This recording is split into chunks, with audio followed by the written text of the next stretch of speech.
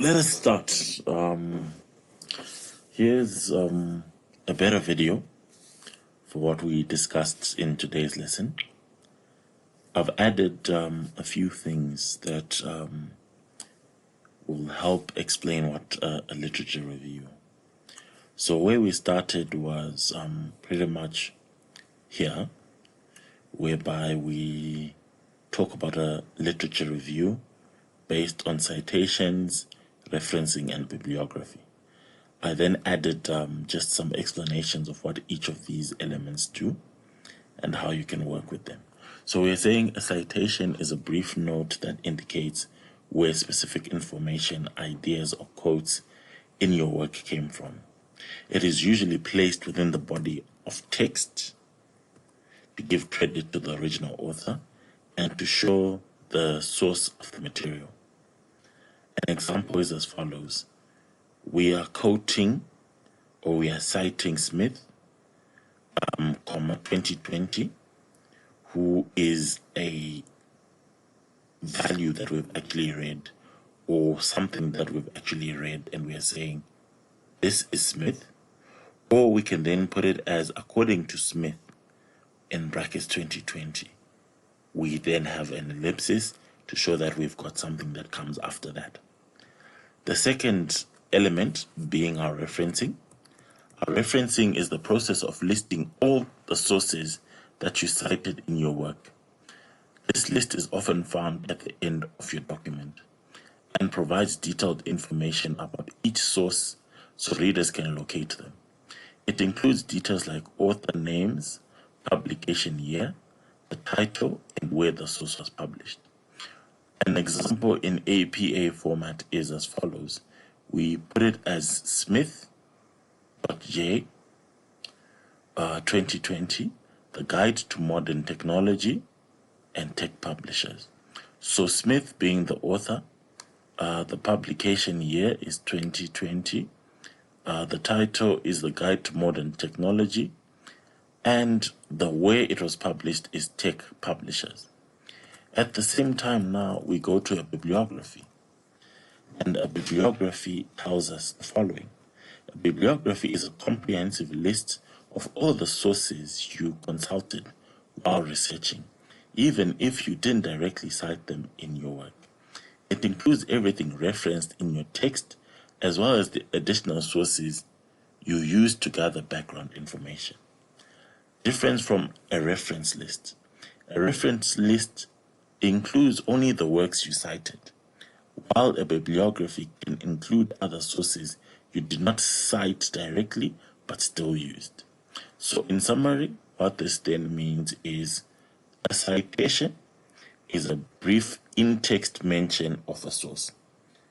Referencing, a detailed list of sources you cited. Bibliography, a more extensive list of sources, including both cited and consulted materials. These elements help ensure transparency, credit the original creators, and avoid plagiarism. So this is what is key to each of these elements. The moment you do them well, you have actually created your own work, but you've worked with other people's work, and by citing, referencing, or even putting a bibliography, you can then constitute that contribution to the work that you've done to be your own. So I have a step-by-step definition of how we can work with our literature review. So step number 1, you define your research question. Identify the specific area of veterinary science you want to investigate. The second thing is formulate a clear question that is relevant and feasible within the scope of the literature review. So in these two specific elements, we need an area that we'll be looking into, and that area becomes the type of literature that you want to work with. So in these two main steps, it seems like it's easy, but you then need to investigate fully what you're working with. If you remember previous videos, we looked at foot and mouth disease, and we looked at how we can actually write something about foot and mouth disease and the symptoms that you'll then find. Okay, continuing from where we left off, here's what we'll be continuing with. Like we said, it's foot and mouth disease. We need to gather articles, so use reputable databases such as PubMed, Web of Science, Google Scholar. Employ appropriate keywords in search terms related to your research question. So this then means that's your search tools. Whatever it is that you're using to search, you need to have proper defined terms to say, if it's foot and mouth, have something specific, because the moment it becomes broad, it's very difficult to actually look for information that you'd want. Filter the results by date. This is important because in some instances, we might want to have the most relevant information that we've got. So that then means anything older than a certain age is not useful to your research. So the language and the relevance also come into play as you're gathering the articles. The next step is evaluate your articles. Check for relevance. Determine if articles directly address your research question. So your research question becomes what you work with throughout your research. And you need to always reference that as the beginning or the end of what you want to do. Assess the credibility. Evaluate the author, the qualification, affiliations, and publisher's reputation. So we are saying in some instances, if you just get an author for the sake of them being an author, it becomes something different.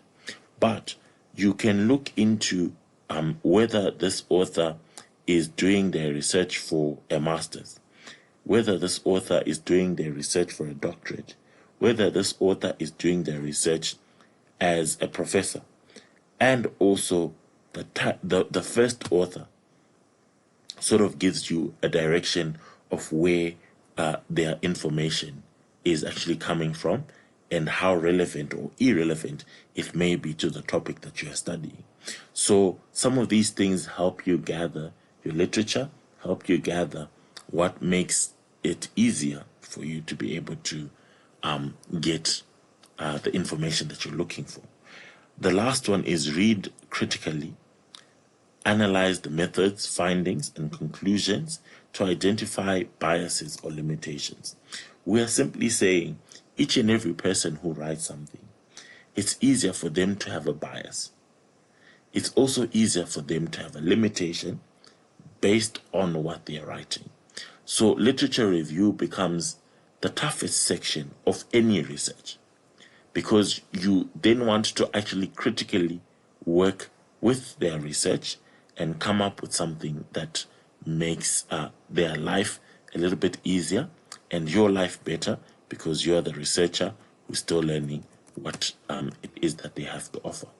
The next step is organize and summarize your articles. So classify your articles into categories based on their main findings or perspectives. Next, extract key themes and data from each article. Lastly, organize your findings into a logical structure, such as an outline or a table. This becomes easy because at least if you do it this way, you can be able to follow what each element is supposed to do. Okay, so continuing from where we left off, we're on step number 5, where step number 5 gives us the literature review, where this becomes a list of how we can structure our literature review, where we have the introduction, present the background and the research question. So you give a background of what you're researching about and your question that you'll be hoping to address. The next section gives you the methods, describe the search strategy and criteria used when selecting articles. The next one is results, summarize the main findings from the articles, presenting both commonalities and discrepancies. The next one is your discussion, analyze the overall implications of the literature. draw conclusions, identify gaps in knowledge. Conclusion, summarize the key points and highlight the significance of the findings for veterinary practice or research. Number 6, cite your sources. Use a consistent citation style such as MLA or APA. Include all necessary elements, the author, the year, the title, etc. Refer to specific articles when referencing findings and ideas from the literature. Lastly is our references, and our references can be in APA format, whereby we have the author last name, first initial, year, title of book, subtitle if any, the publisher name. An example would be Smith, J. 2022, Zoonotic Diseases, Understanding the Human-Animal Connection, Health Science Press. In MLA format, we have the author last name, the first name, the title of the book, subtitle if any, publisher, and the year. An example would be Smith, John, Zoonotic Diseases, Understanding the Human-Animal Connection, Health Science Press, 2022. The next section that we want to deal with is having a research topic. So a research topic can be the following. What are the risk factors and preventative measures for zoonotic diseases? Zoonotic diseases, which can be transmitted between animals and humans, pose significant health risks globally. Risk factors include frequent human-animal interaction, low environmental biosecurity in rural communities.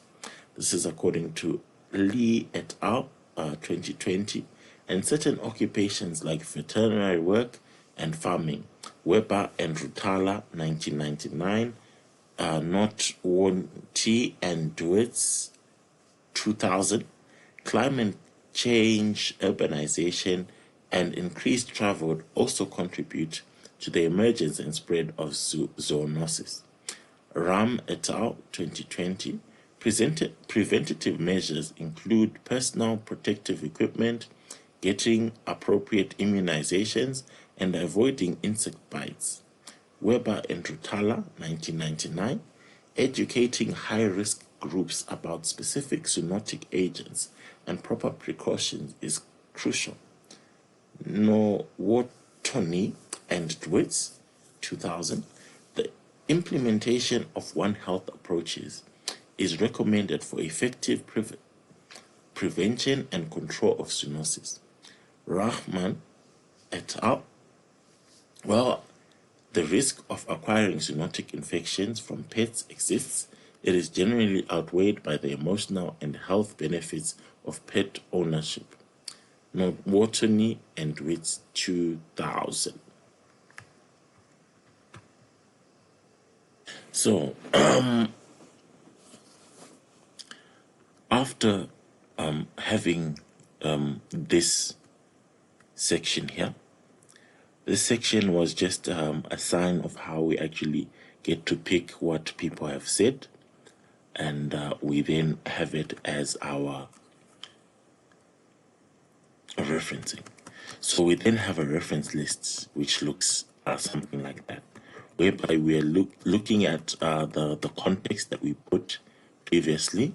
We then write the authors, the title, the publisher name, the year it was published, and pages if it's a book or it's a journal, among other things. So this is how our reference list will look like. So we can go to the last section, which would be as follows, whereby we are saying understanding zoonotic diseases, risks and prevention. So risk factors. Close contact with domestic and wild animals can increase the risk of zoonotic diseases such as rabies, brucellosis, and leptospirosis. That's according to that guide. The risks are especially high for individuals working in veterinary medicine, farming, or wildlife conservation. Environmental factors such as living in areas with high animal populations or poor biosecurity measures can also contribute to the spread of zoonotic diseases. Rural communities with frequent human-animal interactions are particularly vulnerable. Climate change and urbanization further exacerbate the risk of altering ecosystems and enabling the spread of factors like mosquitoes, ticks that carry diseases. Preventative measures. Vaccination of pets and livestock is essential in preventing the transmission of zoonotic diseases such as rabies, bonvites, tuberculosis to humans. Vaccination campaigns, especially in high-risk areas, play a critical role in disease control. Practicing good hygiene, such as washing hands, thoroughly handling animals, cleaning pet enclosures, and protective gear like gloves can significantly reduce the risk of infection. Education and awareness campaigns targeting high-risk groups such as farmers and veterinarians are key in promoting preventative behaviors and proper biosecurity protocols. Avoiding contact with sick or wild animals, using insect repellent, and wearing appropriate protective clothing when in an environment prone to vector-borne zoonosis can further minimize risks. We also then have our reference list, which then gives us the end or the summary